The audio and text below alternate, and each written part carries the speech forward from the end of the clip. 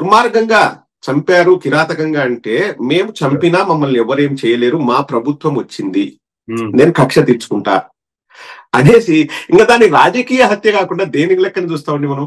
ఇప్పుడు ప్రేరేపించేది ఆ వెనకాల నుండి నువ్వు చెయ్యి నేను చూసుకుంటా నీకేం కాదు నువ్వు చంపినా ఏం కాదు అని భరోసా ఇచ్చేది ఎవరు? అండ్ ఆల్సో ఇప్పుడు ఆ విషయం ఎందుకు హైలైట్ అయింది అమర్? బికాస్ నడి రోడ్డు పైన అందరూ చూస్తుండగా అందరూ రికార్డ్ చేస్తుండగా చంపారు. సో మనం అంతా చూసాము, ఆ ఎఫెక్ట్ మనకు ఎక్కువ ఉంది కాబట్టి ఆ విషయం పెద్దదైంది. అంటే అంటే అర్థం ఏంటి? ఇప్పుడు ప్రతి సందులో ప్రతి గొంతులో సీసీటీవీలు ఉన్నాయి, అంటే ప్రతి ఫోన్ కాల్ రికార్డింగ్ కూడా బయటకు తీయచ్చు. వైఎస్ఆర్సీపీ వాళ్ళు పని కట్టుకొని ప్లాన్ చేస్తే ఒక్కటంటే ఒకటి బయటకు తీయండి రా భయ్, ఇదిగో ఇది ఫోన్ కాన్వర్సేషన్, ఇది సీసీటీవీ రికార్డింగ్, పలానా జిలాని అనేవాడు వైఎస్ఆర్ కాంగ్రెస్ పార్టీ నాయకులతో మాట్లాడి గొడవలు చేయడం కోసం వాళ్ళ సొంత మనిషినే చంపాడు. ఇప్పుడు వైఎస్ఆర్ కాంగ్రెస్ పార్టీ కార్యకర్త రషీద్ అందరికి తెలుసు. అంటే వాళ్ళు చెప్పేది ఎట్లుందండి, మేము ఏదో చేయడానికి మా కార్యకర్తను మేమే చంపుకుంటామా? ఎంత దిగజారుతారంటే వాడు డాన్స్ చేస్తున్నాడు, జిలాని అనేవాడు డాన్స్ చేస్తున్నాడు, ఎవరో పిల్లగాడిని భుజం మీద పెట్టుకొని రిజల్ట్ వచ్చిన రోజు దాన్ని వెనక పక్క సౌండ్ మార్చేసి వైసీపీ పాట పెట్టి వీడు వైసీపీ వాడు అంటారు. ఆడ కలర్లన్నీ పచ్చ కలర్లు ఉన్నాయి, పచ్చ జెండా ఉంది వాడి పక్కన, ఎట్లా వాడు వైసీపీ వాడు అవుతాడు? సరే, అసలు వాళ్ళు ఆరోపిస్తున్నట్లుగానే వైఎస్ఆర్సీపీ వాళ్ళే నిజంగానే వైసీపీ క్యాండిడేట్లే చేశారే అనుకుందాం, కానీ అధికారంలో ఉన్నారు కదా, ఇటువంటి అల్లర్లు లేదంటే ఇటువంటి శాంతి భద్రతలకు విఘాతం కలుగుతున్నటువంటి కార్యక్రమాలు రాష్ట్రంలో జరుగుతున్నప్పుడు వీళ్ళు నిజంగా మా పార్టీకి సంబంధించిన మనుషులు కాదు, మా మనుషులు కాదు అనుకున్నప్పుడు, ఆ ప్రతిపక్ష పార్టీకి సంబంధించిన వాళ్ళు అనుకున్నప్పుడు ఇమీడియట్ గా యాక్షన్ తీసుకోవచ్చు కదా.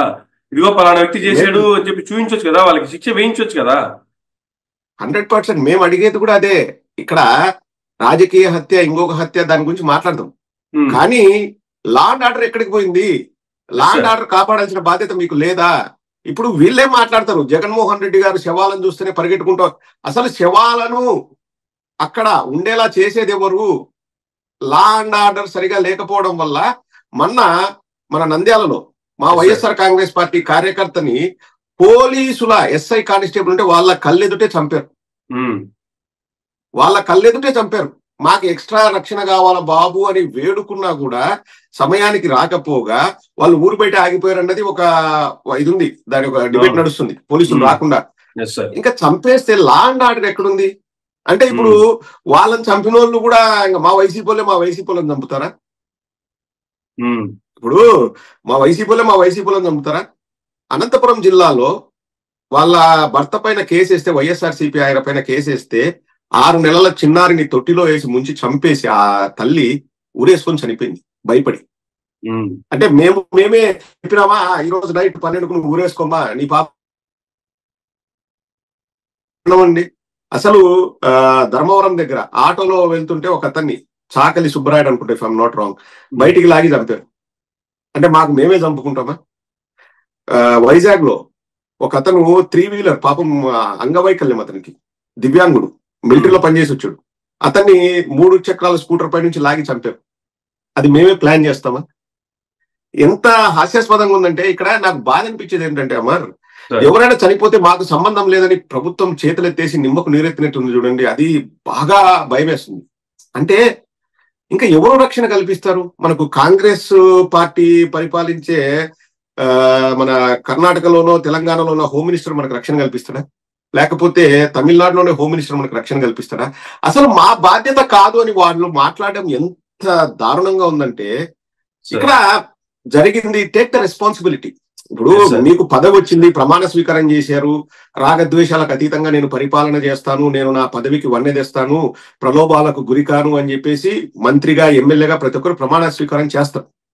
ఆత్మసాక్షిగా, దైవ సాక్షిగా ప్రమాణం చేస్తానని చేస్తారు. నువ్వు దైవ సాక్షిగా ప్రమాణం చేసినప్పుడు చనిపోయింది ఎవడైనా కానీ చనిపోయాడు కదా.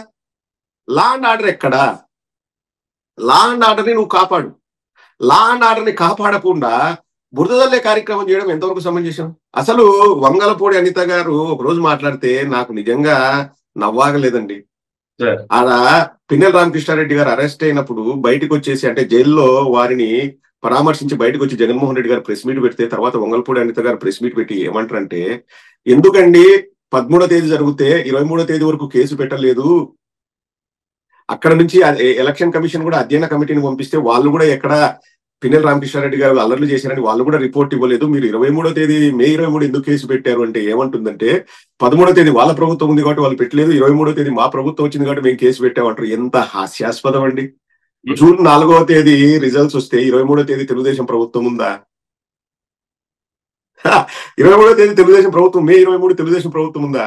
అంటే ప్రతి దాంట్లో కూడా ఒక రాజకీయ కోణం ఆలోచన చేసి వాళ్ళు చంపుతున్నారు. రెండోది, దాన్ని మా పైకి రాకోకుండా మేము ఎలా డైవర్ట్ చేయాలి, మేము కక్ష తీర్చుకుంటాం అనేది వాళ్ళు ఫిక్స్ అయ్యారు తెలుగుదేశం వాళ్ళు. దాన్ని వాళ్ళ పైకి రాకోకుండా ఎలా డైవర్ట్ చేయాలంటే మేము ఇది బురదల కార్యక్రమం చేస్తారు, వాళ్ళే చంపుకున్నారని క్రియేట్ చేస్తుంటారు. స్వయంగా Andhrajyothy Radhakrishna open heart with ఆర్కేలో ఇప్పటి హోమ్ మినిస్టర్, అప్పుడు హోమ్ మినిస్టర్ కాదు, జస్ట్ ఎమ్మెల్యే కూడా కాదు, వంగలపూడి అనిత గారు ఏమన్నారంటే, చూడండి సార్ 6 నెలల్లో అందరి అకౌంట్లు సెటిల్ చేస్తాం సార్ అంటే, ఎలా చేస్తారంటే చూస్తుండండి సార్, మాకు దానికి ఒక సపరేట్ ప్రణాళిక ఉంది, 6 నెలల్లో అందరి అకౌంట్లు సెటిల్ చేస్తాం సార్ అంటే, దానికి కూడా రాధాకృష్ణ క్వశ్చన్ అడిగారు. అంటే అధికారం ఇచ్చేది మీకు ప్రతీకారం తీర్చుకోవడానికి అంటే, సార్ వెయిట్ చేయండి సార్ 6 నెలలు సార్, అందరి అకౌంట్ సెటిల్ చేసి తర్వాత పరిపాలన స్టార్ట్ చేస్తాం, మాకు దానికి ప్లానింగ్ ఉంది. ఆ మాటలు కూడా వంగలపూడి అనిత గారి చేత వైఎస్ఆర్ కాంగ్రెస్ పార్టీ వల్ల మేమే అనిపించేవాడిని. చూస్తున్న ప్రజల్ని అడుగుతున్నా, మైరా మీడియా వ్యూవర్స్ అడుగుతున్నా, ఆ మాటలు కూడా మేము అనిపించామా? చెప్పనండి. నేను ఆ రోజు నాలో ఎవడో వైఎస్ఆర్సీపీ నాయకుడు పరకాయ ప్రవేశం చేశాడు, చేసి నా చేత ఆ మాట మాట్లాడించాడని వంగలపూడి అనిత గారిని చెప్పమనండి. ఇంకా ప్రతి ఒక్కరం రాజకీయాలు వదిలేసి, రాష్ట్రం వదిలేసి వెళ్ళిపోవచ్చు వేరే దేశాలు.